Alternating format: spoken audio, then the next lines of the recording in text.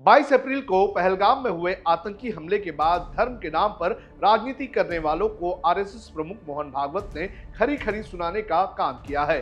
हमले के बाद धर्म पूछकर लोगों के मारने की जानकारी आने के बाद बीजेपी के कई नेताओं ने धर्म और जाति को लेकर ट्वीट किया था, लेकिन अब मोहन भागवत ने पाकिस्तानी आतंकियों समेत देश में धर्म और जाति की राजनीति करने वालों को आड़े हाथ लेने का काम किया है।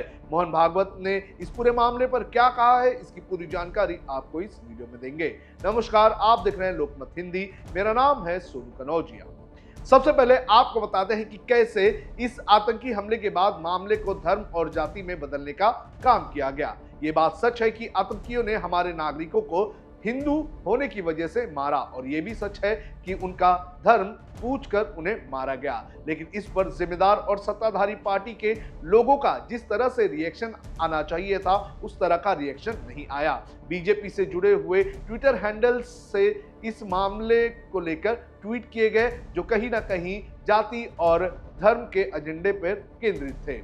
पहला ट्वीट आप आपकी स्क्रीन पर देख रहे हैं। ये ट्वीट महाराष्ट्र सरकार में बीजेपी के विधायक और मंत्री नितेश राणे का है। इस ट्वीट में उन्होंने एक पोस्ट लिखकर आतंकी हमले की निंदा तो की, लेकिन इसमें उन्होंने जात का मुद्दा भी छेड़ दिया। इस पोस्ट की तस्वीर में सबसे पहली लाइन में लिखा हुआ है कि उन लोगों ने ना तो आपकी जात पूछी और ना ही भाषा, धर्म पूछकर गोली मारी गई। दूसरा ट्वीट बीजेपी छत्तीसगढ़ यूनिट का है। इसमें उन्होंने हमले की एआई तस्वीर शेयर करते हुए लिखा कि धर्म पूछा, जाति नहीं। ये तो सिर्फ दो ही ट्वीट है जो बता रहे हैं कि कैसे इस मामले पर जात की राजनीति की गई। ऐसे में कई सारे ट्वीट्स और सोशल मीडिया पर पोस्ट अभी भी हैं जो लगातार इस मुद्दे को इस तरह से उठा रहे हैं। अब आपको बताते हैं कि मोहन भागवत ने क्या कहा। राष्ट्रीय स्वयंसेवक संघ के सर संचालक मोहन भागवत ने सोमवार को मुंबई में आयोजित पंडित दीनानाथ मंगेशकर की 83वीं पुण्यतिथि समारोह में भाग लिया था। इस अवसर पर उन्होंने हाल ही में कश्मीर में हुई आतंकी घटना पर प्रतिक्रिया देते हुए इसे धर्म और अधर्म के बीच का संघर्ष बताया। आरएसएस प्रमुख ने आगे कहा कि लोगों से उनका धर्म पूछकर उनकी हत्या की गई। हिंदू ऐसा कभी नहीं करेगा। ये युद्ध धर्म और अधर्म के बीच का है। हमारे दिलों में दर्द है, हम गुस्से में हैं, लेकिन बुराई को नष्ट करने के लिए ताकत दिखानी होगी।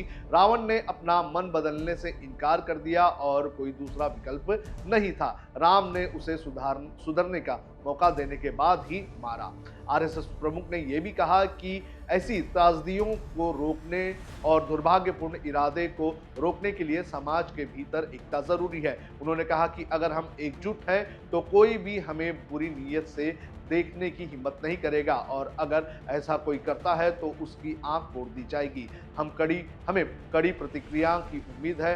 उन्होंने कहा कि घृणा और शत्रुता हमारे स्वभाव में नहीं है, लेकिन चुपचाप नुकसान सहना भी हमारा स्वभाव नहीं है। एक सच्चे अहिंसक व्यक्ति को मजबूत भी होना चाहिए। अगर ताकत है तो कोई विकल्प नहीं है, लेकिन जब ताकत होती है तो जरूरत पड़ने पर वो दिखाई देनी चाहिए। इससे पहले आरएसएस प्रमुख सुनील अंबेडकर ने भी दिल्ली में एक कार्यक्रम के दौरान पहलगाम हमले पर प्रतिक्रिया देते हुए इसे दुर्भाग्यपूर्ण हमला बताया था और कड़ी कार्रवाई करने की आशा जताई थी। उन्होंने कहा कि यह दुर्भाग्यपूर्ण हमला था। मुझे पूरा विश्वास है कि इस पर सख्त कार्रवाई की जाएगी। इसके साथ ही अंबेडकर ने राजनीति और जनमानस के नाम पर थोपे जाने वाले एजेंडे की भी आलोचना करते हुए कहा था कि अगर कुछ लोग जनादेश के नाम पर अपना एजेंडा थोपते हैं तो ये तानाशाही है। जो लोग ईमानदारी से राजनीति करना चाहते हैं उन्हें सच बोलना होगा और जनमत बनाना होगा। अगर अनुयायी चुप रहेंगे और कहेंगे कि हमारे नेता बोलेंगे तो ये मौन सहमति बन जाती है, जो अत्यंत खतरनाक है। तो इस तरह से आरएसएस के नेताओं ने इस पूरे मामले पर धर्म और जाति की राजनीति करने वालों को आड़े हाथ लेने का काम किया है और साथ ही साथ पाकिस्तान पर सख्त कार्रवाई करने की मांग भी की है।